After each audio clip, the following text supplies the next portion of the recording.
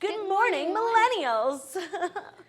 Wow, genuine. Good morning, millennials. I'm really just like running on fumes here because I've now left the house on a school night 2 nights in a row in full glam, and this is the first time you and I have done the show, or really me, have done the show 5 days in a row.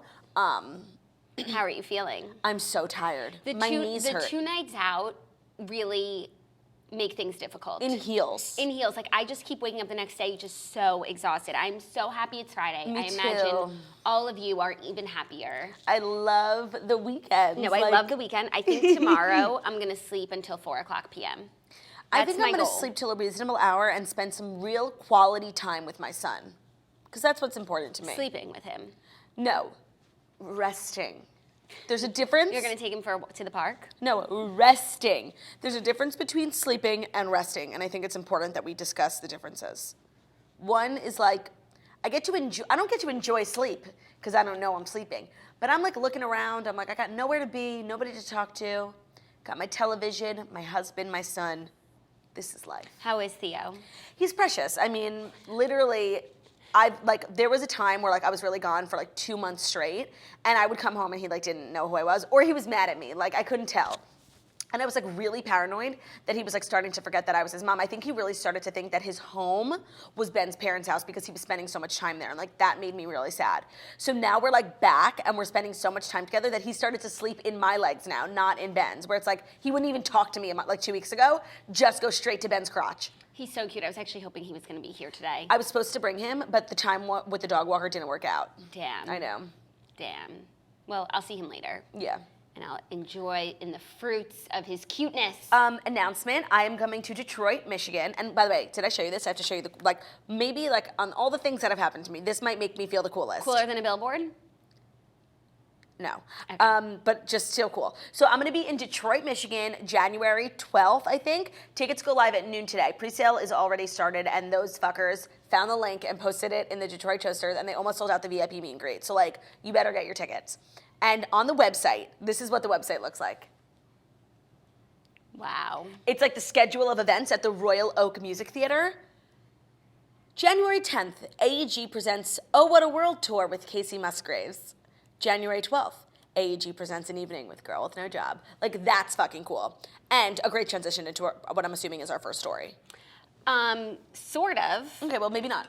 Oh, what do you think? The Grammys. No, that wasn't our first story. But I don't want to go yet. I have a lot to talk about. I don't want to go yet either. And I do want to talk about something because yesterday Mason Ramsey posted a giveaway for his biggest fans. And I saw you thirsting it out. Toasters tagged me. I must have gotten over 2,000 tags. No lie. But there's 33,000 comments when I checked last night. For sure. But who could have gotten more than 2,000 tags? No, but are they counting who got the most tags? Yes, each tag is a vote. I don't know, but it's rigged because I haven't won anything yet. Well, how long are they keeping it going for? It was 24 hours. I saw you on all the Instagram accounts. Oh, Claudia. Not only why don't you post it on Theo's Instagram? Not only do I need to win free merch from Mason. Then he recognizes you. But he needs to recognize that I'm his #1 fan. I agree. And so whoever is doing the vote counting, it is rigged. Did you? And I don't think Mason even knows that he has corrupt people working for him. But please. The votes, no. Nobody won yet. How is it rigged? Yes, they did. Every hour they announced winners. Oh, I'm sorry. I thought there was just one winner. How many people have won? Oh my God, fucking relax. No, because you're psycho. You don't even know the facts. No, I don't, because I didn't fucking watch Mason Ramsey's Instagram all night like you did, apparently. Well, I just haven't won anything, and over 30 people have won stuff. No one has more tags than me. No one. So, corruption over at Lil Hank Williams. Have you watched White Christmas music video? No. Why? I don't know. I've heard the song's actually so good. Everyone keeps tagging me in it. Some Christmas songs, are done. And that's actually funny because that's one of our stories today. Also, in the era of people not, I'm not even gonna say something. There are a few Christmas songs that no matter who sings them or how, they're just not good. Yeah. And there are also some songs that no matter who sings them, no matter how bad they sing it, they're always a bop. And that's a true testament to Ashley Tisdale's Last Christmas. Yes, Last Christmas, All I Want for Christmas, bop season, Last Christmas, I wrapped it up and sent it. Or the Christmas song, What's up? Chestnuts roasting. No, honestly, My loins start to turn when I hear Christmas music. Like, I love it. Oh, I love it. You know, actually, you know what fucking stupid ass song I could live without? Jingle Bells. Oh, but have you heard Rascal Flatts version? It might turn you.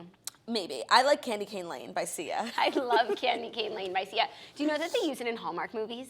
It's in a commercial, by the way. So But, when like, you played Hallmark it in doesn't Utah, I use- knew I had heard it before. Hallmark doesn't use real music except for Candy Cane Lane. That's so That's funny. just a testament to how good it is. Yeah. Well, what did you do last night? Also, I have a Spotify playlist called Jackie Ho Ho Ho Ho, and it's actually the best Christmas playlist of all time.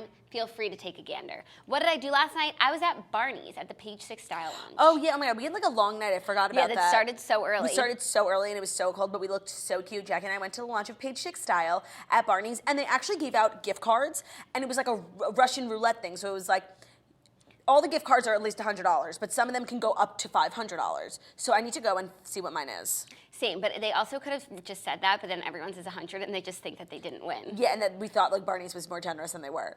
Totally. But it was fun. We ran into the Housewives of New Jersey, Melissa Gorga, Marge, and the new one. And Jackie. I kept calling her Jennifer.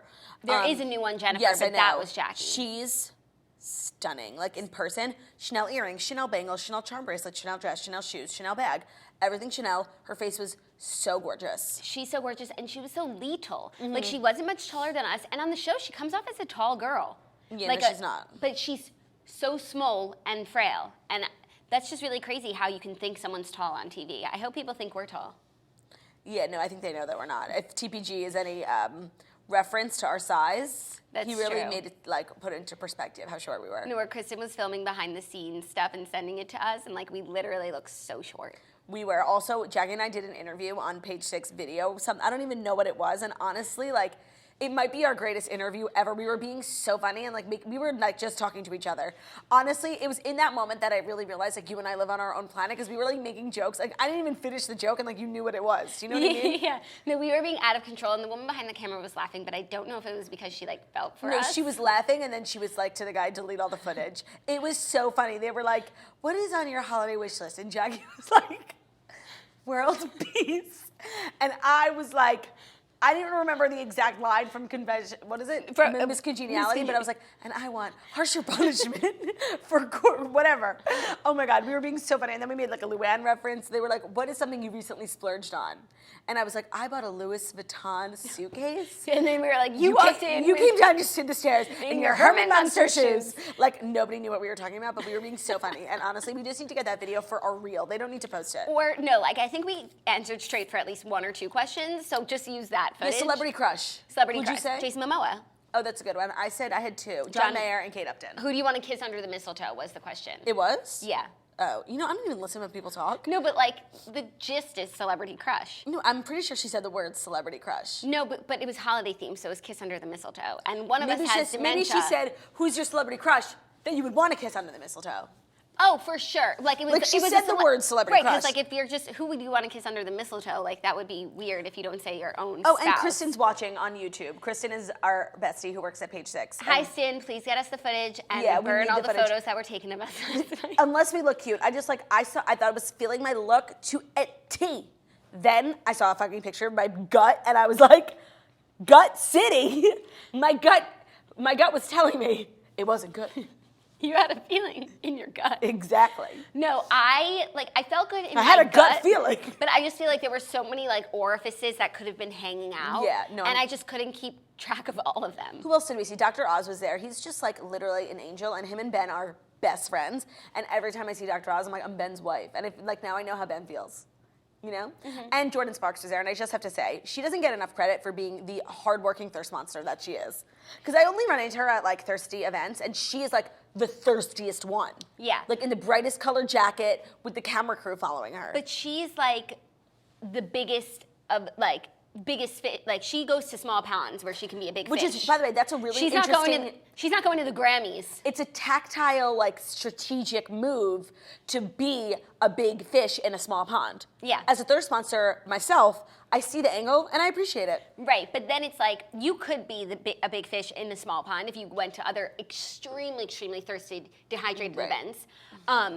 But you don't do that. So you could be the Jordan Sparks of, let's say, No, yeah. Bustle style launch. Right. Would you rather be like the coolest person at Bustle Style Launch, or be like an absolute nobody at like a Page Six thing where like, let's say there were so many famous people there? I think the latter, the one that we. But The latter, yeah. I don't want to be more opportunities for growth. For sure. No, but would you rather be the coolest person at Page Six Style Launch, Jordan Sparks, or the loseriest person at the Grammys, Jordan Sparks? No, the loseriest person at the Grammys. Do I have a good seat? Like 15th row.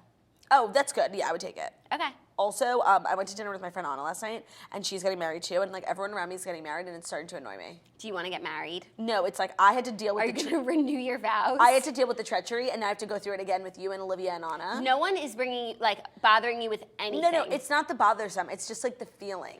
Do you know what I mean? Like the dress. But like I remember your wedding, like you didn't bother us. I wasn't like No, and I know that no one's bothering you. No. It's not the bothering thing. It's just like that type of energy I don't want to be around. But no one's putting you around it. No. It's just like I'm not here for it. But no one's making you come for it. And also, Anna was like to me last night. She was like, "By the way, where's Olivia registered? Like, so we can get a gift." And I was like, "Where is Olivia registered?" That's why at midnight I literally woke up in the middle of the night. I'm like, "Olivia, where are you registered?" I couldn't remember. Where is she registered? I don't know.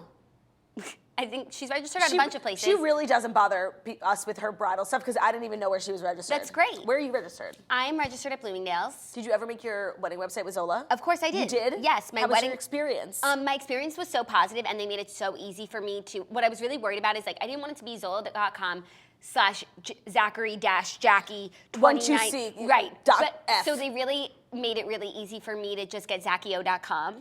Oh, so they helped you get the domain? Yes. Oh, that's nice. That was my favorite part, and then the rest is like makes it the formats are so easy. Photos here, about us here, registry here, wedding information here. Cute. It's really great. I highly recommend it. That was like one part of the wedding planning process that was like daunting for me. Was like, a wedding website. Yeah, very technologically advanced. Using Zola, I did it. And you're a grandma who doesn't know how to use a microwave. So. Right. Using Zola, I did it in an hour, and I'm so glad that they reached out to us because I probably still wouldn't have one otherwise. Well, you can join 500 other couples who have used Zola too. 500,000. Oh my God, not 500. I'm so sorry. Let's start that again. Join 500,000 couples who've used Zola. To start your free wedding website or registry on Zola, go to zola.com/toast, ZOLA.com/toast. They make registering for newlywed life so easy. And I just have to say, there are very few things about newlywed life that is easy. So if you can take one thing off your list, do it. Also, the thing about registering, a lot of people register at different places, and then it's like you need a hub for all three, or however many. I'm not having that issue. Like, go to Bloomingdale's or stay home or write a check. So actually, but Olivia's gonna be one of those people because like she needs she's a chef, so she needs to go to Chefs Plus, like Chefs Plus, yeah. Chefs Plus, Bloomingdale's, chef.com. Williams Sonoma. Well, so actually, when I did my registry first, I registered at Bed Bath & Beyond, Bloomingdale's, and Williams Sonoma. I was like, I want all three price points because I don't want it to be like a thing for anyone. Bed Bath & Beyond, Bloomingdale's, and then Williams Sonoma. And when I actually went to Bloomingdale's to physically like do the gun, they had fucking everything, like $2 knives and $2,000 knives. So I canceled all my other registries, and someone actually ended up sending me something from my Bed Bath & Beyond registry. I don't know how she found it literally the second before I deleted it, and I like was so disorganized. Like I ended up going to Bloomingdale's with like the cups from Bed Bath & Beyond to return, and they took them. Oh my God. That's so funny. She was like giving me a hard time. She's like, we haven't sold these here in a while. I'm like, well, someone bought them. So. I refuse to register at Bed Bath & Beyond no matter how many people suggest it because I just feel like anything that you're buying me from Bed Bath & Beyond like isn't a gift. It's a chore. You know, like if you're buying a vacuum, you're giving me a job to clean. I'll buy a vacuum cleaner when I need it. That's not a gift to me. Buy me some porcelain, you know? No, buy crystal. Buy me some designer handbags. Like anything that's like going to be used for me to clean the house, like that's not a gift. Give me some baccarat. Totally. And then, like, if I'm ever in a pinch, I'll sell it. Yeah, like, don't give me a job. Get me the Karl Lagerfeld by Christoffel egg of silverware. No, get me Hermes China. Versace for me, but I guess you're more of an Hermes gal. So it is our esteemed pleasure, without further ado, to jump into the Fast 5 stories that you need to know before you wake up and take a bite out of your morning toast. Now, even though we've teased 2 out of the 5 stories today, I'm going to start with a story that we haven't teased yet because it's really sweeping the nation. Kevin Hart rejects Academy's demand to apologize for past homophobic tweets. So last night, Kevin Hart posted, quote, "I just got a call from the Academy, and that call basically said, Kevin, apologize for your tweets of old, or we're going to have to move on and find another host," Hart said in an Instagram video posted last Thursday night. Quote, "I chose to pass on the apology. The reason why I passed is because I've addressed this several times. This is not the first time this has come up. I've addressed it, I've spoken on it, I've said where the rights and wrongs were." The Motion Picture Academy did not immediately have a comment on whether they had demanded Hart apologize and if they planned to dump him. For his part, Hart said in a video, quote, "Regardless, Academy, I'm thankful and appreciative of the opportunity. If it goes away, no harm, no foul."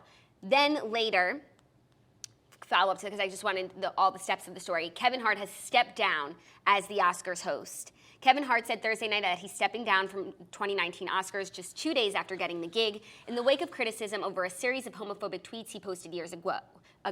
Quote, "I have made the choice to step down from hosting this year's Oscars. This is because I do not want to be a distraction on a night that should be celebrated by so many amazing, talented artists," he wrote in a statement on Twitter. The announcement he would be quitting the show came just minutes after he posted the message on Instagram saying the Motion Picture Academy officials had asked him to apologize or they would find another host, and he refused to apologize. Despite that statement, Hart did offer an apology in his later resignation tweet saying, "I sincerely apologize to the LGBTQ community for my insensitive words from my past." So I'm having such a hard time formulating thoughts for so many obvious reasons. And I in no way want to be hypocritical. And I really don't know how I feel about this because I don't know, like a part of me is like, dude, just like you're about to get the honor of a lifetime. They're giving you the opportunity. Like we got canceled and nobody fucking called us. Like they're giving you the opportunity to make it right. Like run with that. It's like you can make history. Like they're always getting, the Oscars is like never inclusive. It's like you are an African-American comic and you are hosting. Like just do it. Like make history. And they're giving you the chance. Like do you know what I would have done for the chance? Right. To just explain? So I'm like a little annoyed. I'm just like, fuck. And by the way, like I always try and think of it like, okay, let's say it wasn't homophobic tweets. Let's say it was anti-Semitic tweets. Right. I always try and put that mindset because that's what I think would resonate most with me. And I'm not gonna lie, if it said, oh, if my son grows up and marries a Jewish girl, I'm gonna beat him. I'm gonna be like, this fucking guy. So it's like, you know what? I'm not doubting anyone's like necessity for an apology. Like it was hurtful and fucking own it. Own it, Lisa, own it. But at the same time, I didn't know about this at all, but apparently it's come up many a time. He's issued many an apology and really like has explained. So it's like, how many times is this going to come up? Right. It's like either is he canceled or not? It can't keep coming up. Right. And he's apologized for it. So I think for him, it's like if he apologizes again, then that doesn't put it to bed. Then the next big opportunity that can be taken away from him comes up, and this comes up again, he apologizes again. And I think he just wanted to put his foot down. And I don't think he's thirsty enough for this Oscars role. Right, well, that's what's so crazy. Like, imagine, they didn't take it away from him because they gave him an opportunity, which is so crazy. Because, like, so imagine. He stepped down. Like, that is just so wild. Imagine being so rich and famous that you didn't need to host Oscars, like, separately. Right. Well, I mean, honestly, he's so like I was surprised that he was even doing it in the first place because it's become such like a losery event, and he was just going to make it like really funny, but I guess not. But here's the thing: so we've went through this. We apologize. You move on with your life, like you're doing new things and really making a positive impact. And I think Kevin Hart overwhelmingly has a positive impact on people. Like I think he has a positive attitude and just really wants to bring like light and humor to every situation. So say something next comes up and then you like everything's brought up again. Right. Would you apologize again?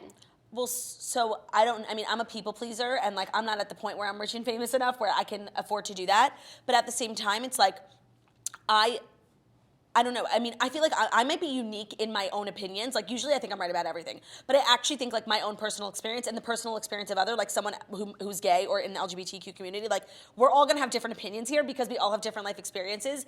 And given the scenario that happened with us, it's like I just think, like, what I would have done, like, I feel like he was given an opportunity to make it right, like, which nobody gets. Like, they cancel you and you're done. Like, that's such a rare opportunity, and I kind of wish he had just acted upon it and been respectful and apologized to the people. Like, because I'm like, okay, let's say he apologized a million times, but he was saying shit about Jewish people. I'm like, I want another one. If you're going to be on my TV, I want another one.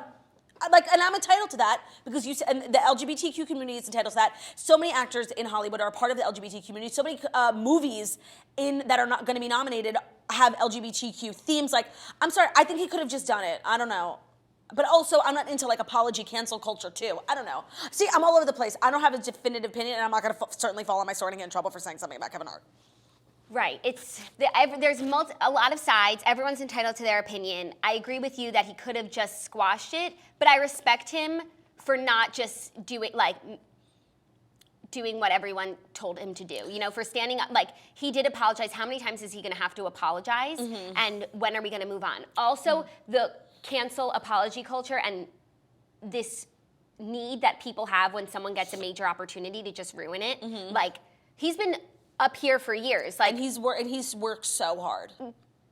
Come here for him then. Mm-hmm. And he gets an opportunity, and like, instead of being happy for him, just how can we ruin this? And this just makes me like sad for our futures, like, because I didn't realize, like, I really thought that, I didn't know that it had already happened and been explained and he had issued the formal apology. So like the fact that it's now coming up for like, he said this is like the third or fourth time, like, great for us, you know? Well, honestly, but I think when people think of us, I think that they associate that with us. Yeah, of course. Right, but for Kevin Hart, I'm the biggest Kevin Hart fan. I had no clue about this. So right. I think it's more so like people on Twitter have brought it up, he's apologized, like, but it's never been like a national news story. Right. And I do believe that this will be the last time for him. Well, he also like has had many a national news story, including this, whereas like we were some nobodies and we got national news for like it didn't fit like it's like we were nobodies. So everyone was reading me like, who is this girl? No, and it's like, all these publications are writing us up, but we had never been in there before. For the first time ever. So it's like, who are these people? And so people who have never heard of us, which is the majority of people, now only know this about us.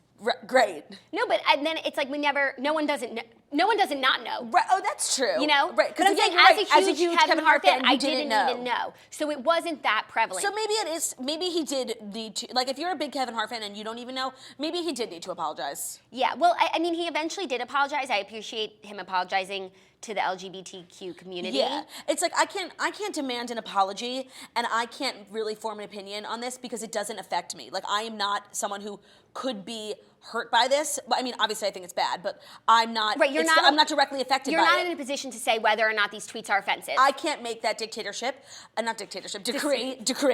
But I was reading some really insightful comments on the In the Morning Toasters page by both straight and gay people, and I just thought it was interesting. And there was just a mixed bag. Like, this is the thing. With a situation like this, there's no like he's wrong, he should apologize. He's right, he shouldn't. Like, there's no nothing. I'm right in the middle, and I don't know what to say, especially given what happened.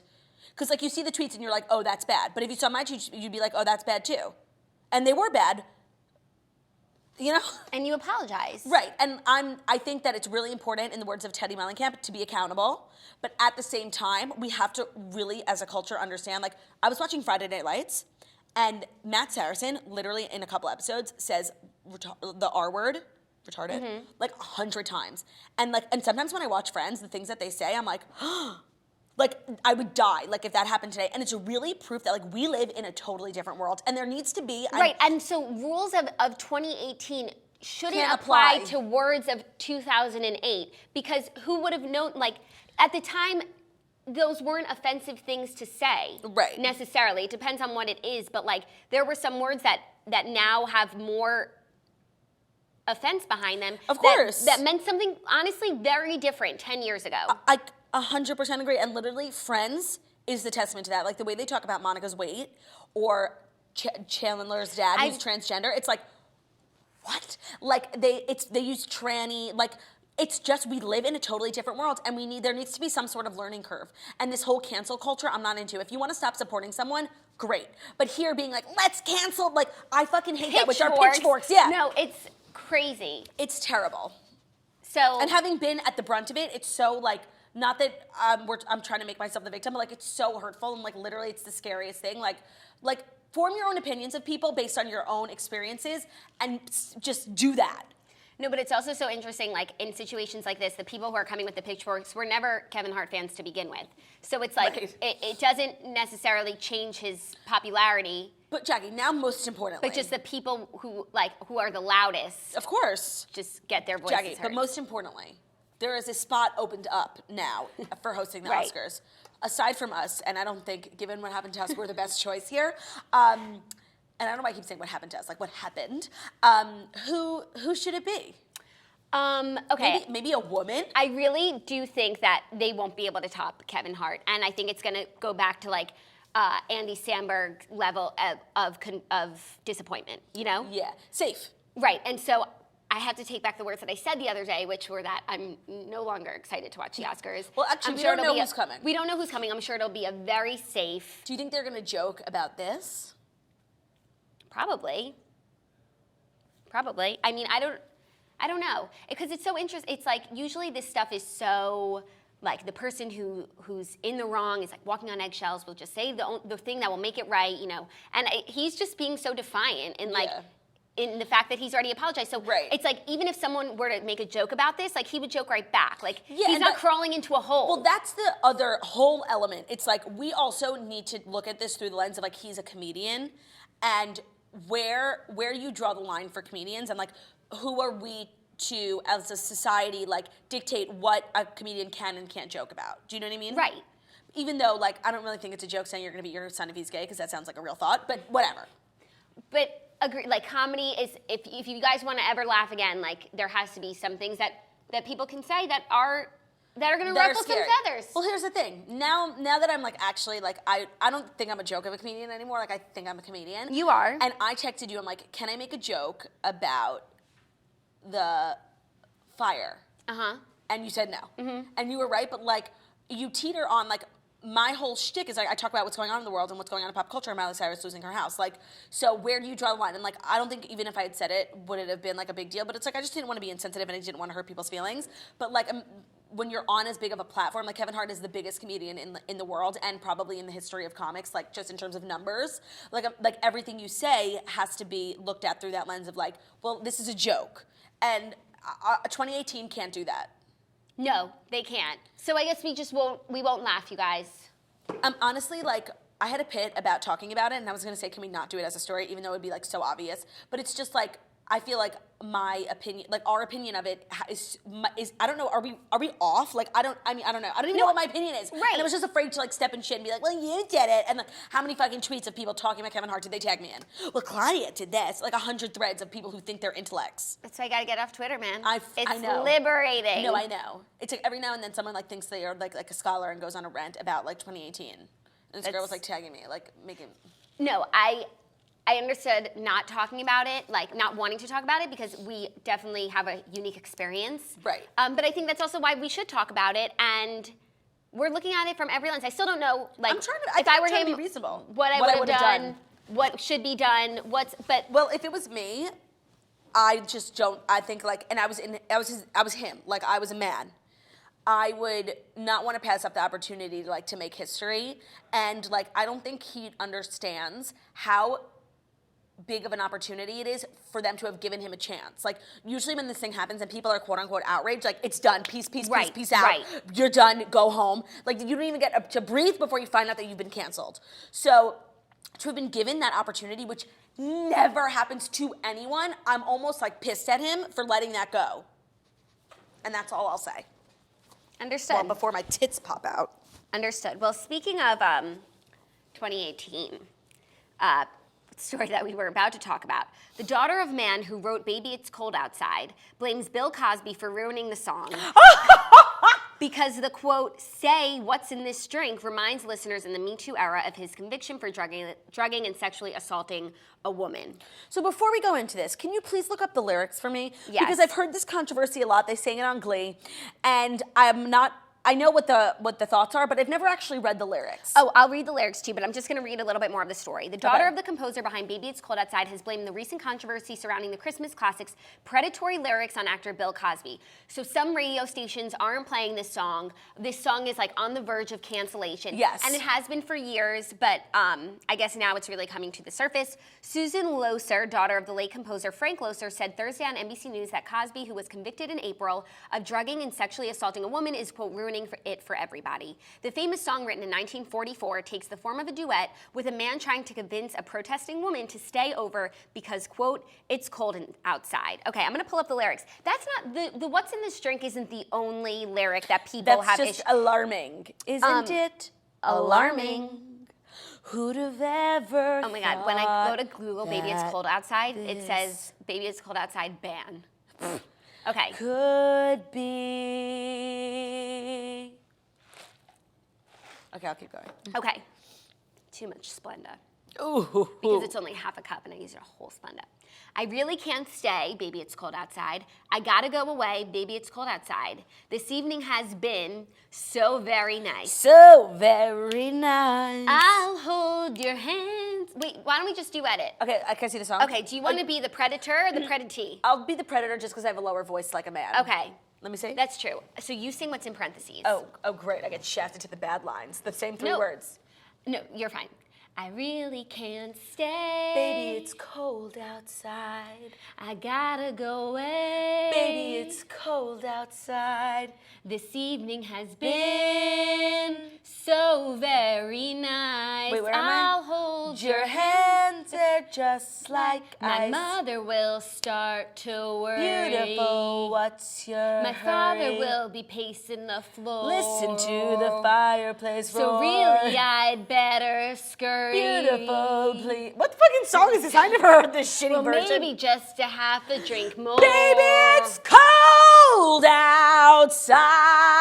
So she's trying to leave and he won't let her. The neighbors might think, say what's in this drink. I wish I knew how to break this spell. Take your hand and hold it. I ought to say no, no, no. Mind it. And then you, predator, say, mind if I move in closer. Why you ask permission? At Consent. least I'm gonna say that I tried. What's the sense in hurting my pride? I really can't stay. Okay. Oh my God. Baby, it's Cold outside.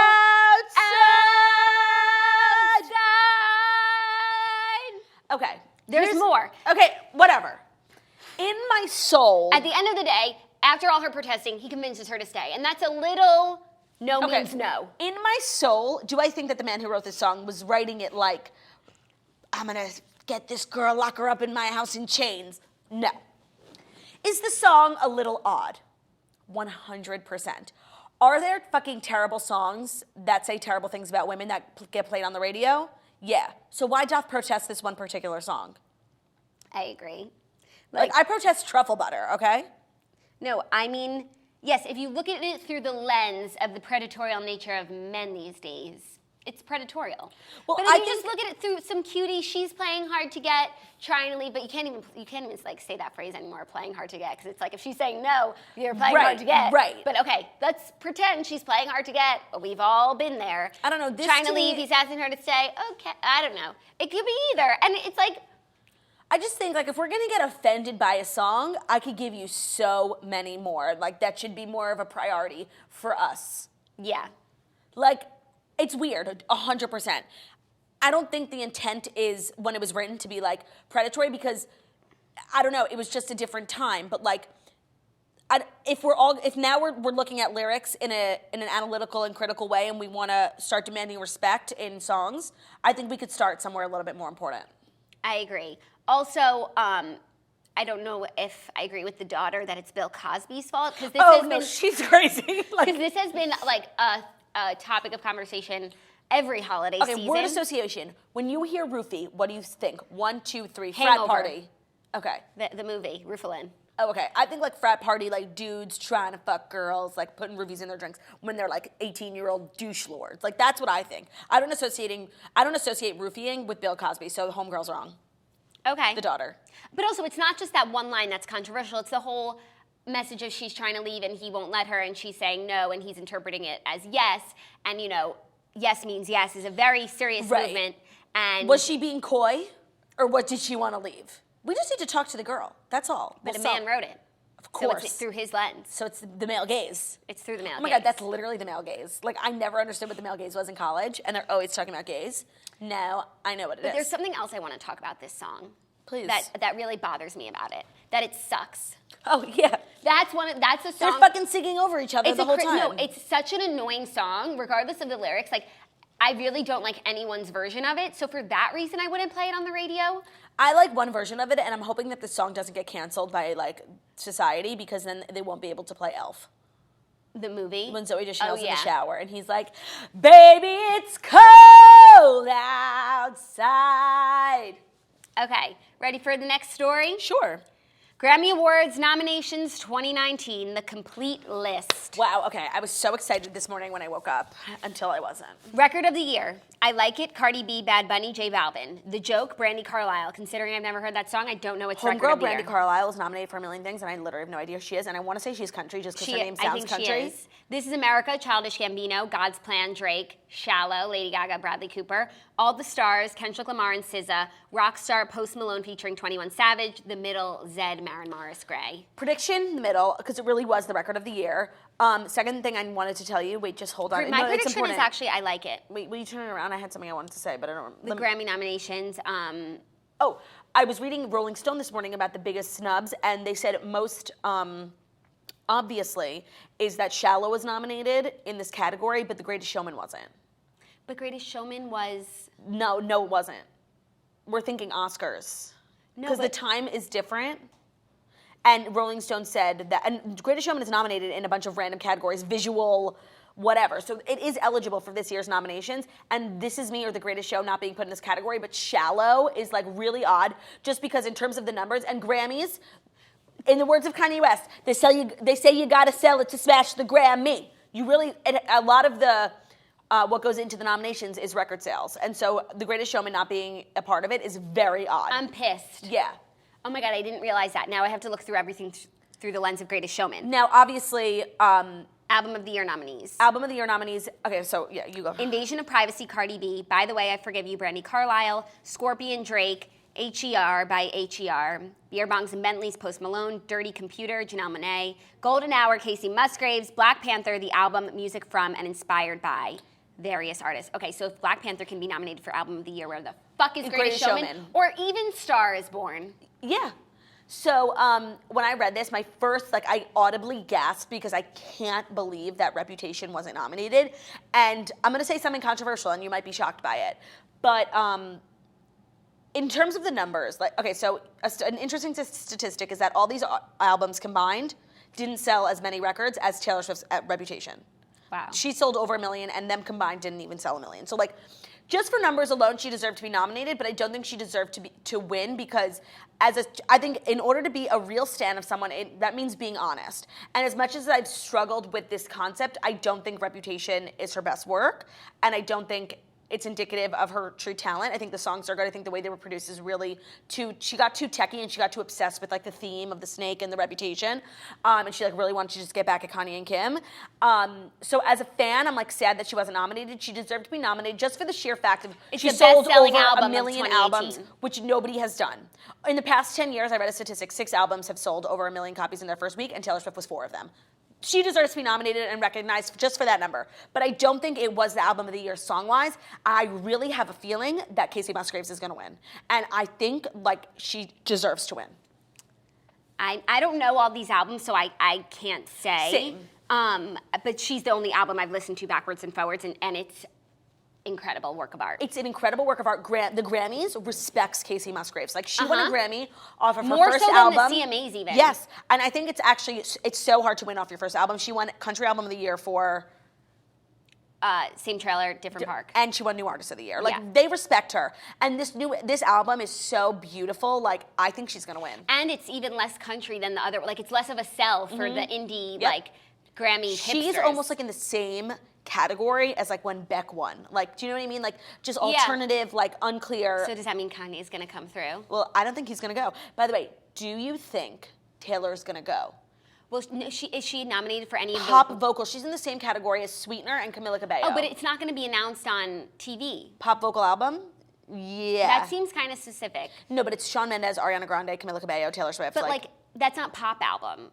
Yeah, it is. It is? Yeah. Okay, wait. Let's continue. Song of the Year. Because but wait, sorry. What I wanted to go back to the Taylor Swift thing is, so not only did they snub her there, but not any of her songs were nominated as anything. But what song off her whole album would you say is the one that you would put in for nominations? Delicate.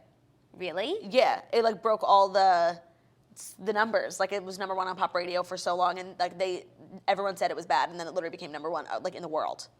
That's so interesting. Because I don't even agree that. And it's not even a single. It's not. She never released it as a single. I would never. No, I think she did. No. She did. Oh. Yeah, I think she did. Music video, yeah. I wouldn't even put that one forward. So it's like, if we can't even agree on what the best song is, then how are any of them going to be? No, but the snubs are just like, it's so pertinent. It's like if they didn't want to give her album of the year, they didn't give her anything else. Yeah. Like her being in the same category as Ariana Grande, I'm sorry. Like Sweetener is so not good. I agree with that, but Ariana Grande is, if Taylor Swift wants to swim in the pop pool, she's going up against Ariana Grande. That's and Camila so Cabello. true. Wow, that is so true. Like, that's the level that you.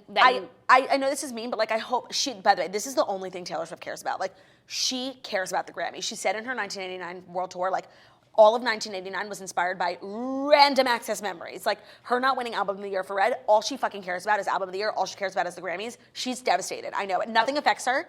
This is affecting her. That's and crazy.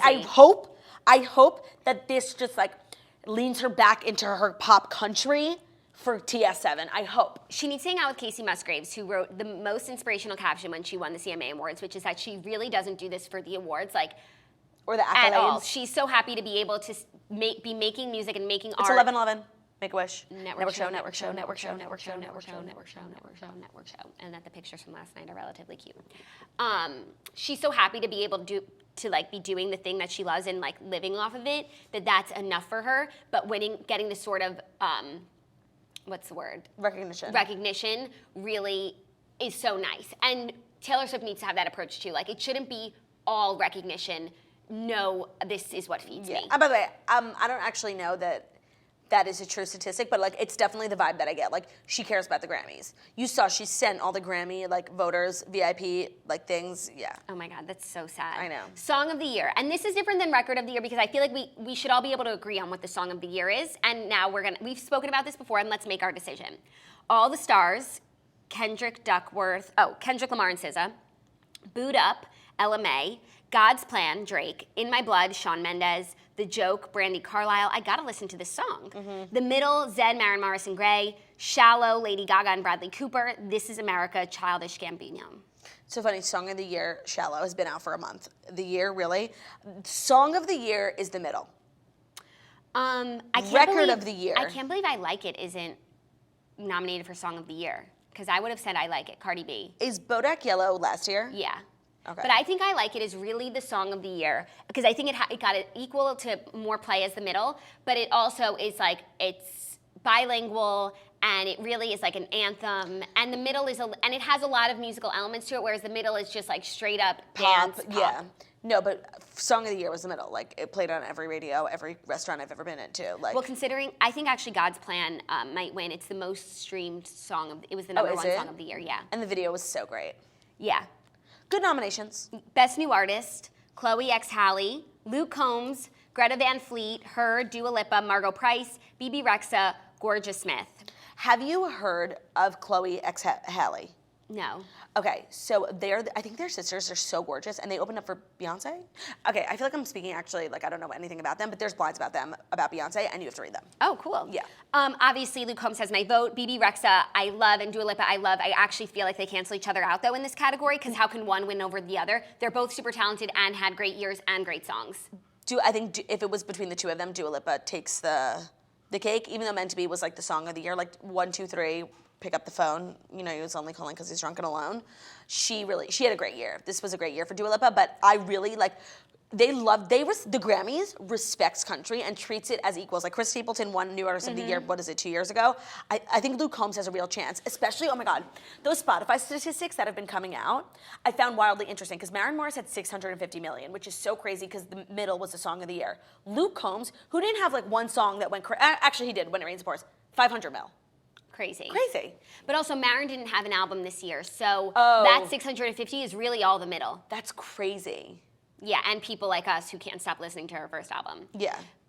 Best solo pop performance. Colors, Beck, he's a pop artist now. Havana, Camila Cabello. God is a Woman, Ariana Grande. Joanne, Where Do You Think You're Going, Lady Gaga. Better Now, Post Malone. You know what, personally, I would give it to... Joanne is in this?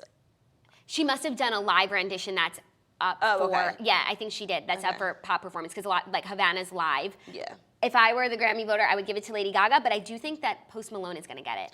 And, yeah. I would be happy with that choice because you know I'm a big Posty fan now. For what reason? I saw him at, oh no, that was crazy, but when we watched the last award show, the AMAs, I was so impressed by him, by all facets of him, including his performance. Same. And everybody likes him. Yep. And everyone respects him. Best pop vocal album, Camila by Camila Cabello, Meaning of Life, Kelly Clarkson, Sweetener, Ariana Grande, Shawn Mendes by Shawn Mendes, Beautiful Trauma, Pink, Reputation, Taylor Swift. Who would you give it to? Reputation. Honestly, I would give it to Beautiful Trauma, Pink. I know, but it's not going to her. No, but and Kelly Clarkson's here, and Ariana's here, and Taylor's here, and My perfect rock bottom, Beautiful Trauma, my love, my drug. Oh.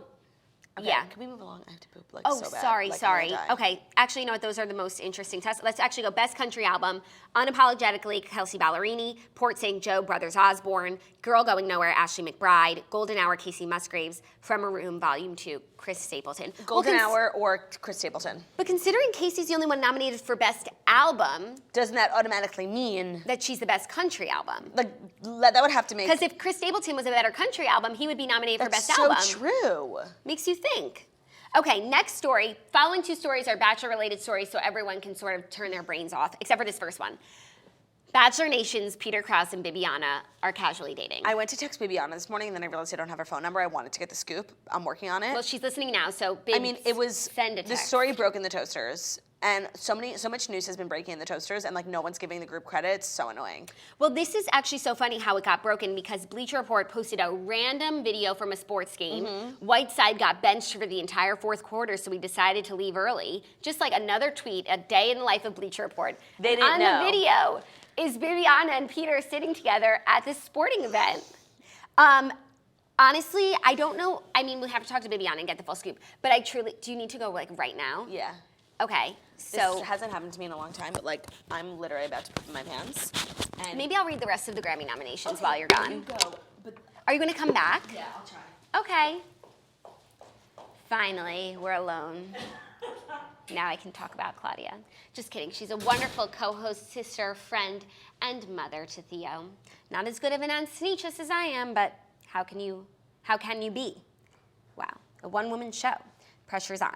Anyways, I'll continue reading the album, the Grammy nominations, because I think you guys care about some of these categories that we don't care about, and we're nothing if not caring. So, Best Dance Recording, Northern Soul by Above and Beyond, Ultimatum, Disclosure, Losing It, Fisher, Electricity, Silk City and Dua Lipa, Ghost Voices, Virtual Self. Considering I've only ever heard of one of these songs and it's fucking incredible, the Grammy goes to Electricity, Silk City and Dua Lipa.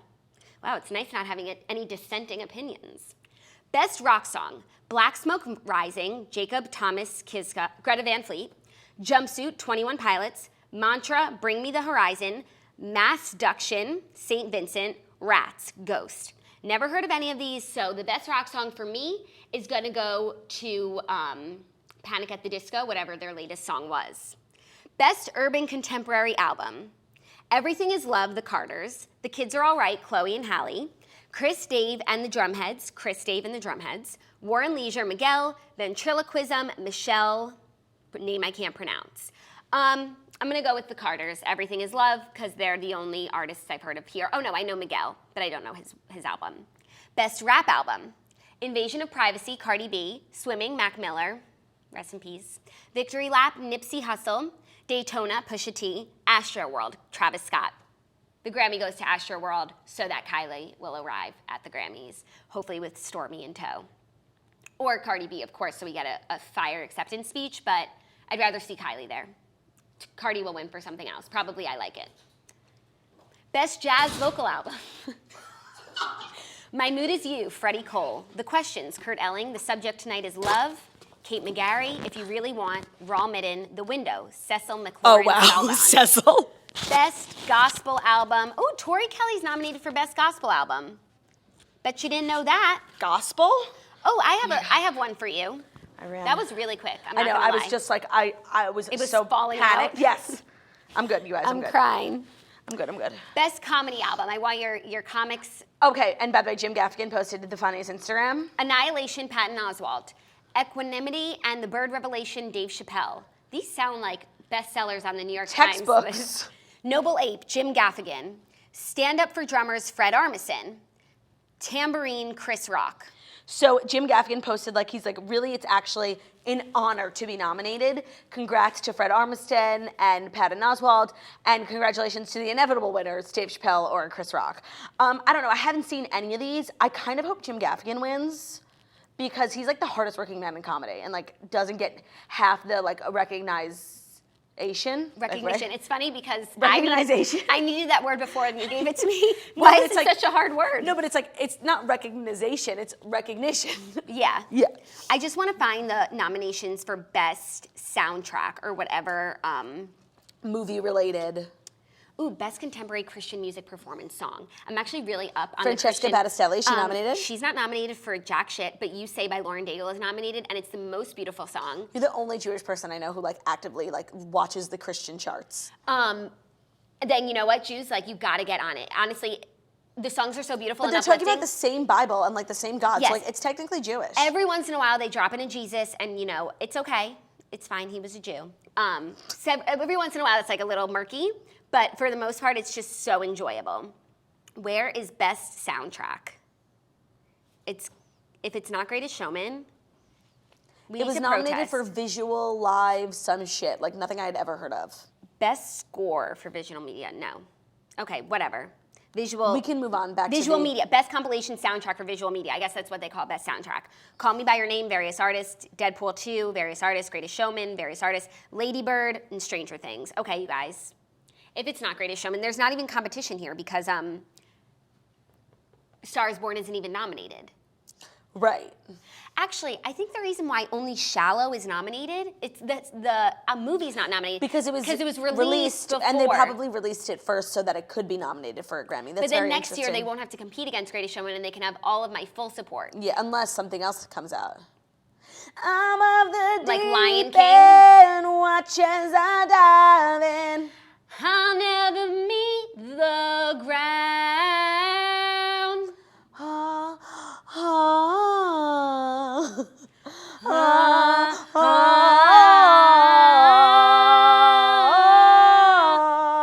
ah,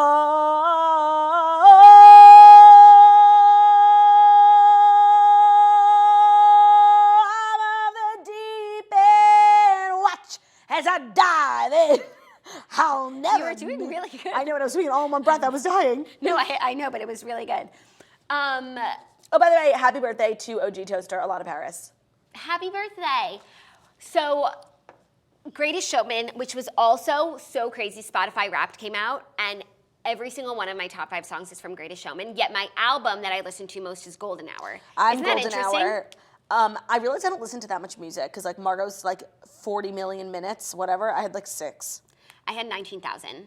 I had 16,000 actually. Oh, not bad. When I used to work a desk job, I listened to millions of hours She's in of school, music. she like commutes like. Yeah, when I used to sit in the library, music. But now my life is just so poppin'. And I have an Alexa, and they use Amazon Music when they just randomly play. I'm like, play Golden Hour. I asked Alexa this morning to play Dancing Through Life from Wicked, and she played Dancing Through Life by the Sharonson Choir, and it was in French. Why does that make any sense?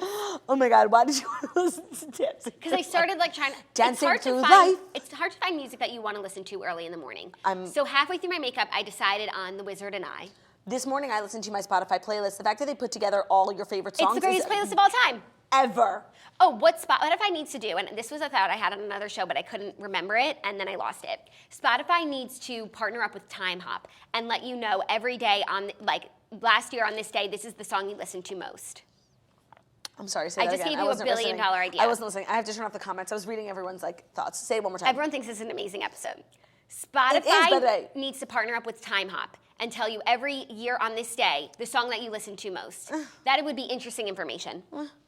Why? Like Spotify's when I taking hear on a new song, ideas. I associate it with, or they don't have to partner with Time Hop. They can do it themselves and just let me know the song I listened to a year ago today, 2 years ago today. That'll let me know like what I was up to. What was my mood? Like I can see pictures, but what was I really feeling? Oh, also we can announce, by the way. Oh, okay. Yeah. This show is just we're jumping, but Wow, honestly, like I haven't had a moonstruck moment like that in so long. I feel like they used to happen to me a lot when I was like really fat because I was like eating so poorly. And you want to know what it is? This morning before you got here, I had 3 of the Entenmann's cookies. Like you can't do that. And God punished me and gave me a big old duty. No, but this is not God. Beauty isn't a punishment. Beauty's a beautiful thing. Totally, and milk thistle has changed my life. I went to dinner with my friends last night, and they hadn't heard of milk thistle. And one of my friends was like, I haven't pooped all week. And I'm like, you have got to take milk thistle. Where did you go to dinner last night? Bond Street. Anywhere you would recommend? It was so good. I only wouldn't recommend it because for a while, Bond Street was the hottest restaurant in New York. You went packed city, you had a reservation, you were waiting an hour. And it's really just like a sushi joint, so it's not swanky. But you didn't care because it was the coolest place and like you were at the place. It's a lot less cool now, it's a lot less busy, and they still have, like we had a reservation at 9 and it didn't get seated till 9:30 on a weeknight and it wasn't that busy. Like that pissed me off. I'm sorry, but you had a good meal, so. Yeah, it was really good. You can't good. win them all. I had like a fantastic meal. I'm so happy for you. Thank you. Let's go back to our announcement. Wait, Bibiana. Bibiana and Peter. Okay, so I'm kind of like so here for it. I'm unbelievably here for it. Like, when I think of my favorite Bachelor people, I think of Bibiana. Who would I set her up with? There's no one worthy. When I think of Peter, who would I set him up with? There's no one worthy.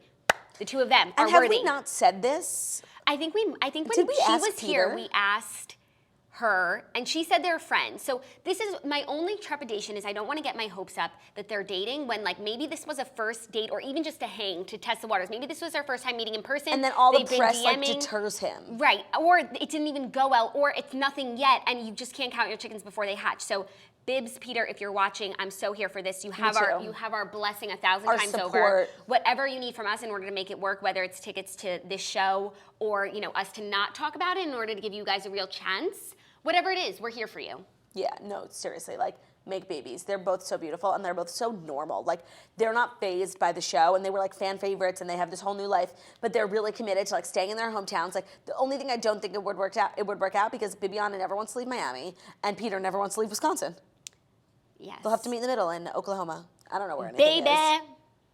Why don't you just meet me in the middle? Losing. Okay, what was the final story about The Bachelor? Colton's ladies have been announced. Wait, did you watch Real Housewives of Dallas? Yes. Okay, we'll talk about it after. In a thirsty move to get eyeballs on this season, they posted the group photo as well as the bios for all of the girls. And I'm just gonna run through their names, or no, their professions, because some are interesting. I feel like they've stopped with the really kooky professions and now just some professions that we can make fun of, like how content creator. Someone was a social media participant Right. last year. But it really did turn out he was like sort of a social media model. Angelique, who's a marketing salesperson. Tajuan, who is a business development associate. Annie, who's a financial associate from New York City. Wow, she sounds like a great gal, and she's really pretty. Front runner. Front runner. How did we miss her Ugly yesterday? dress, but front runner. These pictures, by the way, don't do anyone any favors. It's hard to even tell. Have you ever seen Alexis Waters' picture? It's my favorite thing, and the only thing better than the picture is the story behind it. And the shoes. She said funny. they wouldn't see her shoes, so she wore like Tevas. clogs, yeah, and she looked so terrible. Hannah is Miss Alabama from 2018. Oh my God, that is so a Colton. pageant girl. Courtney is a caterer. Hannah G is a content creator from Birmingham. Obviously, very easy profession to make fun of. However, so am I. No, by the way, I don't take any umbrage with this. I pay my rent on time, and I just bought myself a Louis Vuitton suitcase. Like, you keep doing you, Hannah J. She's also cute as a button. Baton. She's cute as a belly button. These are better pictures than the one we saw yesterday. We saw the close-ups yesterday. Yeah. These are from far away. Sydney, who left her job as an NBA dancer to compete on The Bachelor. Cute. It depends what team you want, if this was a good move for you. Devin is a broadcast journalist. Respect the hustle.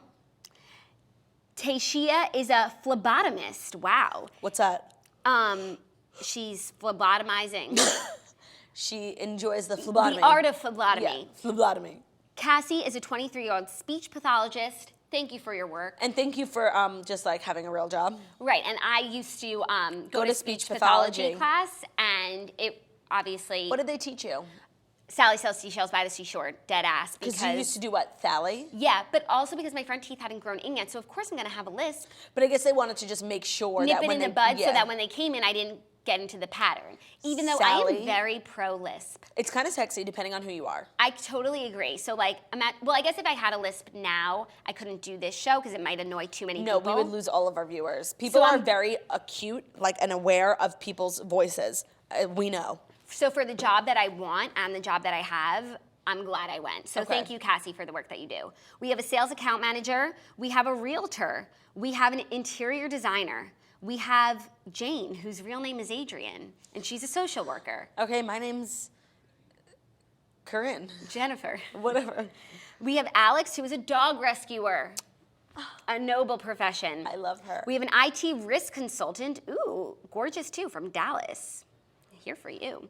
We have a recruiter. We have a medical sales rep. We have a dental hygienist. I don't know why, but like the dental hygienists on The Bachelor just never fare well. Yeah, or Chris. never find their way into my heart. Yeah, it's like they've invested Shulman. too much in their real life like education that they're not going to risk it all on some show that has an expiration date. Did you see Elon is no longer a part of The Bachelor? Right. Okay. Also, by the way, these girls seem like they have great jobs, and these pictures that I'm seeing now are way better than the ones I saw yesterday. So I really hope Colton did find his woman. Elon, what the hell?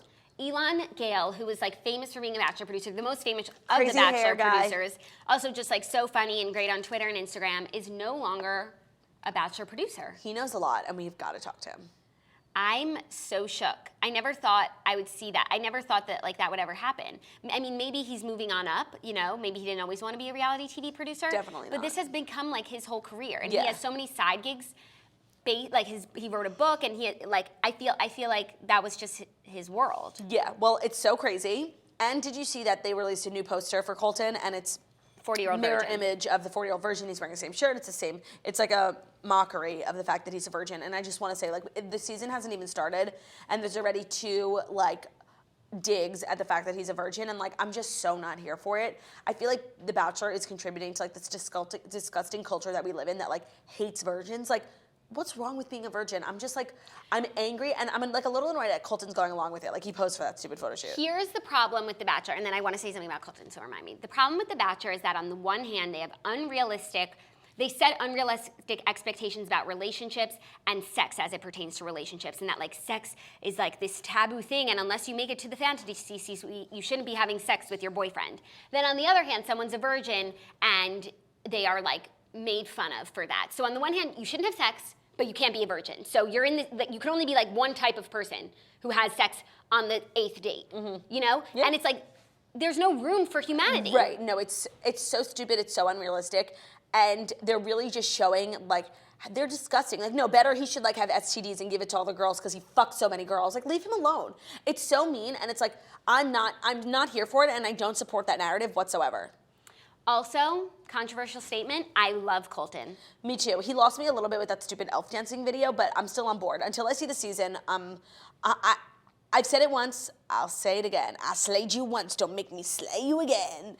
I will not create opinions and judge people based on what the producers have decided to show me and the narrative in which the producers have decided to create. They wanted us to hate Jordan Kimball. He was a male model. He was mean. He was entitled. He was an egotist. I met him, thought he was lovely, and decided I liked him. And now everyone likes him because Jenna. Like, No, and they wanted us to like Jenna, and she's a con artist, and they never told us that. Like, they Right. still haven't made right on that. right. So it's like I'm done listening to who Mike Fleiss decides is likable and who's not. I'm going to base my own opinions based off of what I see on social media, if I meet them in person, what I see from the show, and try and look past their bullshit narratives and their crazy biased edits. So I like Colton until I say otherwise. I really and like you should Colton. too. And if you had told me a year ago when I saw him on the premiere, and I literally, like, he was my new celebrity crush. Like, he was up there with Jason Momoa. If you told me he was going to be The Bachelor, I would have been over the moon. And I'm still over the moon. Yeah. And even, I know a lot But of now people... everyone hates him and it's annoying. Right, but that's just like what people do. It's like you love something so much that you think that, someone was explaining this to me. It's like the nature of troll culture. Yeah. You get into something, you really like it. Then you love it, you become obsessed. Then you love it so much, you become obsessed. You think that you own it. Then the person does something that you don't agree with, and then all of that love is reverted into equal hate. Wow. And you become a troll. Where did you read that? It's like the art of trolling. It's like the 6 degrees of trolling. I think Taylor Strecker told me about it. That is fucking brilliant and so true. You just start, you all think, we're all normal people. You start, you like something. You're a then fan. you love it, then you're obsessed, and you think that you own them, they do something that you disagree with, and you turn, and all that love that you had, equal parts hate. I need to read this article. I'll ask Taylor Strecker. I don't know what, yeah, she just told me about it, and it was just brilliant, I thought. Brilliant. So I love Colton, and I know people didn't like that dancing video of him. I thought it was actually really cute. It seemed like the type of video that he didn't like stage a photo shoot to make it. If it were Nick Viall, he would have been shirtless with a Santa hat on, being like and in a studio on Lot C at Warner Brothers. like being a thirst trap. I think, and also the song that was playing was a really good Christmas song and not your average Christmas song. And I just thought it was really cute. He has such a cute butt. Yeah. And I really, really like him. And also, like, he is a former NFL player. Like, even if he rode the bench, I don't care. He signed an NFL contract. Like, you don't have to persuade me my 25 girls are lining up to date him. Completely. And as opposed to some unemployed Instagram influencer. Couldn't agree more. And there's no greater testament to ignoring what the producers want you to feel than Ari and Lauren. So far, they have literally given me absolutely no reason to dislike them, yet everyone dislikes them and has the most horrible things to say about them when they literally couldn't be more in love. More happy. You see, they announced that Chris Harrison's going to officiate their wedding, obviously, even though it's not televised, though, so they didn't have to. Cute. But he's going to. Cute. Like, they're having a baby, they're starting a family, they have a home. Like, fuck off. Get off their dick. No, but everyone's, like, thirsty for the people, like, fucking Nick Viall. I'm Ashley done. and Jared. Yeah, like, stop. I'm really, like, I'm annoyed sufficiently, and I'm making my own opinions, and I encourage my fellow toasters to do the same. I'm here for it. Let's talk about Dallas reunion. Let's. It was a little stupid. I'm really annoyed because I feel like the women have clearly chosen their sides based on couches, except for Stephanie because, like we've said, she is the greatest. Carrie, like, weirdly jumped shit. She turned. Why? I don't know, and I'm upset because I really do like her, but, like, she is going in on D'Andra, and, like, D'Andra can handle Leanne. Honestly, they are two, like, equal, strong, they have women. history. They have equal knowledge on each other, and they can go. But when Carrie's chiming in, and with then the Cameron double punch of society hitting her in the face, she can't take it. And I don't think she deserves all of this hate. I completely agree. And you know what I'm starting to feel? Carrie is like a Sheena. For so long, Carrie only wanted to be like a part of Stephanie and Brandy trio. The three of us, we love each other, we're naked, we're jumping. And that's Sheena. She wanted to be a Witches of WeHo. Sheena got the Witches of WeHo, and she decided it wasn't what she wanted. Carrie got Witches of WeHo, she decided it's not what she wanted. And she's turned the fuck up. Honestly, you're so right. I really, really like Carrie, and I think it's because when she came on the show, you weren't here that, you never met her. She was just she's a cool woman. And she's gorgeous. She's gorgeous. She's, like, self-aware. She's just, like, she's someone who's, like, mom in class, you'd be like, that's not a regular mom. That's she's a cool mom. So I still think she's cool, and I still really like her. I just don't agree with the side that she's taken. But it's like, with this group, it's like, once you choose your side, you have to go hard for it. So she could have chose either side. She just happened to choose the wrong one, and now she's going hard. If she chose the right one and went hard, I'd like her. Cameron is, like, really another level, like, really starting to piss me off. The blind defense of Leanne for no reason. They're not even talking about anything, and Cameron will be like, well, Leanne's the greatest. Like, what is going on? No, like, what does Leanne have on her? And it really is so hypocritical how Leanne can act and say and do whatever she wants, trashy or not trashy, and Cameron doesn't call her out for it when if Brandy was grinding on someone in the bar, down, right, on the floor, Cameron would be so judgmental. No, it's so silly. Brandy looked so cute. Like, I love her outfit. Actually, all the women looked really good. Cameron's hair was an interesting choice, but I thought Leanne looked very good. I thought D'Andra I love a pantsuit moment. Like, really also, I was so annoyed when Cameron called out her nipple. Like, I was so fucking rude. Annoyed. And she could have said it, like, the way she said it was like, your nipple's falling out. Whereas, like, that's just like a derogatory thing to say. I literally would have been like D'Andra. I would have done the same thing. So rude. And especially because they're already all ragging on her, so it's like another thing. No, it for some reason, like, really, really, really, really bothered me. Me too. Also, Brandy's wearing the same dress that Gina is wearing on the OC reunion, and that Wait, I need to talk to you about wore. OC too. But let me just say two things about Dallas. One, that whole thing with Stephanie, like, really made me cry because when she was talking about mental health, and then she said, literally, anytime I would be, like, in a bad mood, my parents would fly down and sleep on my couch because I scared them so much when I attempted suicide, and, like, I feel so guilty about that. Like, I literally could cry. Like, it made me feel so sad, like, the guilt that she has when, like, she was going through something and, like, she scared her parents so much that they literally flew down and slept on her couch. Like, oh my God. Two, this big secret. Stupid. So stupid. Stu fucking pit. And that's not a secret. Like, that's not an action. That's something that someone said it, and it's not even that crazy. And also, Carrie getting so mad at D'Andra for believing that's not D'Andra's fault for believing it. It's Leanne's fault for saying it. That was crazy, and that's where it's like you see Carrie just decided and is fighting because if you heard that, if I heard, Jackie, you told me that Olivia's gonna call me fat, would I be mad at you? No, I'd be mad at Olivia. She's gonna call me fat. Right. It's so stupid. Right. Unless I made it up. Right. But I wouldn't make that up. And D'Andra, okay, two things. I want to say one thing about Stephanie that you were just talking about. Not only do I love her even more for how real she is and, like, how she is so from the outside looking in, her life is perfect, and she's so honest about the fact, and nobody's life is perfect. She's so honest about the the spaces where it's not. So no one looks at her and it's just like, oh, that's perfect. I want to be just like Stephanie but even though in her being honest, you do think that like, oh, I wish I could be as brave as her and like, honest and deal with all of her struggles in the way that she does, because I think she's just like so strong. Also, I thought I really appreciated them dedicating a lot of time to what she was saying. Like, I don't feel like she was edited at all. Same. Like, it must have been maybe like 5 to 10 minutes, which is a lot for a reunion. When everyone finally stopped talking and it was just about Stephanie. Right, and they could have cut it down, and I really just appreciated that they included all of it and we were able to have that moment, because that's what matters in life. I really love her so much. I love her. She's such a good friend to Brandy, and not in the way that Cameron is to Leanne. Like, you're great, you're right, everything you say is good. Like, she's the first person to tell Brandy, like, chill the fuck out, you're wrong, go apologize. Like, that's a good friend. What's going on between Cameron and Leanne is the weirdest thing ever. Is the weirdest thing ever. Is this a 2-part or a 3-part? It doesn't need to be a 3-part. I don't think so either. What I was going to say about Leanne, because D'Andra wouldn't lie about Leanne saying that. And Leanne has proven herself that she lies. Yeah. She literally said, I lied about recording the conversation. I lied about saying that I hacked your phone. Yeah. Like, has a track record. Has a track record of lying. D'Andra's never been proven a liar yet. No. There's not been anything that has come out that shows that D'Andra lies. I wanted to kill someone when they were saying, you lie, you're Luann, you lie, and they didn't call her Lyanne. I know, but then I was like, wow, their names are so similar. They're both Lyanne. Yeah, and by the way, they don't know that reference, but for me, I was like, say it, say Lyanne. Okay, I want to talk about OC really quickly. I'm going to really try and catch up completely by the end of the weekend so that I can fall into the next reunion and be up to date. And I'm very early on. I'm only in like episode 10. But I have to say, I'm not hating the new Housewives both as much as I thought I would. Agreed. Okay, so I'm up to the part where it's like Kelly and Emily made up. Kelly went to Emily's house with the husband after the party. Okay. But I felt really bad for Emily at that party. Like, they had pushed her and talked about her husband. And don't get me wrong, her husband's definitely like a dick. He's not a bad guy. He has a weird sense of humor that nobody understands. And he's definitely, there's something weird about him. But he's not abusive. He's not all these things. And like, she came on the show and like literally became about her husband. And she was being crazy when she was like, I'll kill you. But they fucking pushed her there. And I really like felt so bad for her because I know she was mortified. Right. But like, she was drinking and they kept saying he's a pussy. Like, I would do the same thing. Like, I felt really bad for her. She like felt protective. And I hate that they pushed her to that point.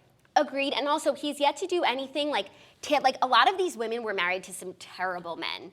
And it's like, and you don't even get to talk shit about what's them. What's his name? Tamara's first husband. Simon. You don't even talk shit about them until they're divorced. And it's like, not only has Emily's husband not even done anything so terrible, and when I first heard the story, I thought it was hilarious. Like, yeah, Gina was being so annoying on the shit we did see. Yes. Imagine when it got late. Totally. Get the fuck out of my house. Jackie, Ben would do the same thing. Like, and if like Zach did that, I would completely understand. Plus, we have kids. Plus, you're annoying. Plus, the party is over. The cameras have gone home. Go home. Right. So that that wasn't even so strange to me. So the fact that they're riding him and like hard for something that isn't necessarily that bad, it's like, why does he deserve that? Like, where were you when David Bador was taking the Badors down? Right. You know, like no one gave Shannon a hard time about David before she let them. I couldn't agree more. So this woman comes onto the show, automatically she has to defend her husband. And by the way, like, but she also felt in a position where she couldn't defend him because she would look like they all made it seem like she was in this abusive relationship. Unequivocally, what he did was wrong. Right, and that she's a battered woman and that she's only defending him because he hits me because he loves me. Like, they created this weird trap for her. Right. And so I'm not buying it. She didn't even have the option to say, by the way, what he did wasn't that bad, and I kind of like might have done the same thing. So she automatically has to denounce what he's saying, but also protect him. And I just felt like these women, their anger was so misplaced. Like, excuse me, can someone call up Simon Barney and place the anger? Well, so now... Can someone call up Brooks and place the anger? Right. So now they had this conversation, which I have to say, in the history of all the housewife conversations, I thought it was the most mature conversation between Kelly and Emily. Like, they just had a great time at the garden, and they were both mature, and I was really surprised that Kelly took ownership and went to the house and figured it out. And, like, it was an awkward thing, but, like, they got past it. And I don't know what happens after this, but for now, I'm very happy. Like, good for Kelly for owning her shit, which she's not always the first person to do. So she's learning. And she's saying, I know I say fucked up shit, I have to learn how to take ownership of it. So, like, I'm here for mature-ass Kelly. I just wish Shane would have accepted the apology a little more gracefully. And with the stupid jokes, like, he's annoying. He's annoying. It was very awkward. Regardless of what Kelly said in her apology, like, she came and she apologized. It's over at that point. She's eating shit. Like, help her. Right. So, The other things going on, I mean, Steve Lodge moving back in with his mommy was so funny. And there is something weird 100%. with Vicky and Steve. Vicky has terrible taste in men, so that should already be like an indicator. Like, but my concern is, why is Vicky so obsessed with getting married? She's been married more than once. She wants her love tank to be full. I know, but it's like, she's very, very needy. I feel like the only person who the only people, I don't know, I feel like once you're married once or twice and you have kids and like your life is full, the only people who are fixated on getting married are people who have never been married and people who want kids. I agree. Now, I never like really thought about it, but now thinking about it, I think that she is obsessed with getting married because right now, technically, Steve could leave and not come back, and she doesn't. And I think marriage for her is a sense of security that, like, yes, you can leave, but it's going to be hard as fuck. Yeah. You know. Totally, you got to file the paperwork. And I think like as much as like the love tank being full is like the running joke, like I think she definitely has this like sense of like needing to feel like chain someone down a little bit. Chain someone down, be in a relationship, and like she's a relationship person. And she also, not only does she need the relationship, she needs to know that they can't really go anywhere without putting up a fight. Right, she needs the security of that. Yes. I wanted to say something about Gina and Emily, and I agree with you. It took me a few episodes. At first I was like, why do we even have new girls? Too. Bring back Heather Dubrow, Same. Pay her whatever she needs, Alexis Bellino even as well. I really am enjoying Gina and Emily, and I thought that the way that Gina handled the whole thing with Shane and never talking about it and still having Emily's back, even though she was the one who was wrong, was so on point. I couldn't agree more, and that's when I started to stop hating her because I think that it became this huge thing, and Gina never spoke about it. And Gina would be the person to make it into a thing, and she would have been justified in doing that. But it became this table conversation with everyone, and everyone was talking about it, and this is this. And Gina never once brought it up. It was so crazy. And she really defended Emily the whole time. I think she's a good friend to Emily, and I like them. And Gina's annoying in the way she talks, like I want to kill someone, but she's not as bad as I thought. But and the fact that they came on together, but not as friends, they developed this friendship through the show. I think that they're real friends. They have each other's backs, and I like that. And I like that it's not because of some relationship that we didn't know about. We're really seeing the beginning of a new, real friendship. But I'm up to the part now where she has decided to file for divorce, like literally the day before. It is so weird. It's so weird. Now, all the women being concerned, that's fine. Vicky being annoying, Vicky taking whatever regret she has out on Gina is annoying me. And I get that a lot of them are by the way, I look back now at my life and I really wish I tried to make it work. That is actually insightful, helpful advice. But Vicky saying she has no moral compass, that's where she crosses the line, and I felt really bad for Gina, even though it does seem like she woke up one day and decided to get a divorce.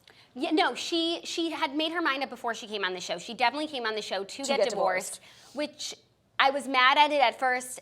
I've gotten over it since because she is adding value to the show. I just want to say something about the women of OC, because when I think about Gina getting up from the table at that dinner, they are the worst dressed cast. Yes, of 100%. 100%. Except I would say Kelly has the best style. Me too. And I really like her style. But just as a group, no matter where they go, what they're dressing for. But they all carry Chanel bags, so they think that it fixes it. Right, dressing for a gala or just going, on a trip in Jamaica, just to the beach. They find a way to look not cute. You could really look at all reunion looks as an indicator of the style, and New York is chic, Dallas is sparkly and loud and interesting. It's very Dallas. Atlanta is dramatic. OC is a conference. It's literally a businesswoman special conference. Yeah, no, it's not It's terrible. Good. It's really not good. I haven't even seen the looks from this year. Even though Gina is wearing the same dress that Brandy wore. Doesn't matter. On the reunion. By the way, Gina's, her body's really cute. Really cute. She has a cute body. I feel bad for her. Kids are nuts. I know. And they keep saying she has her hands full. She has her hands full. She really does. She really. Maybe that's why she's getting divorced, so half the time she can get the time off.